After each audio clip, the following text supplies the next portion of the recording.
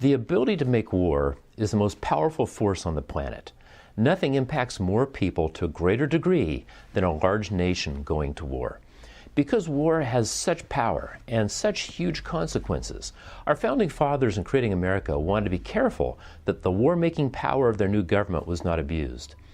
We're going to do a several-part series on the nature of war and the Constitution in war, and make sure that we as citizens of our country understand the danger of war, the necessity of war in certain circumstances, and the constitutional limitations on war.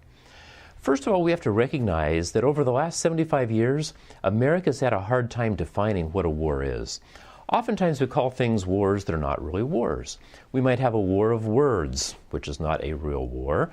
We might have a trade war, where nations are going after each other with tariffs and trade barriers. Again, not a real war. Oftentimes we call things wars that are not wars. But the opposite also happens. In our recent American history, we have had several events that were wars that were marketed as something less than a war.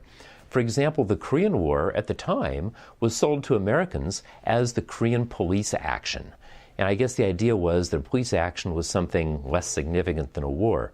Of course, you can't tell that to the men and women who died in those battles. Vietnam was a similar story. We didn't call it a police action, but at the time, Vietnam was called the Vietnam conflict. Again, marketed as something less than a war.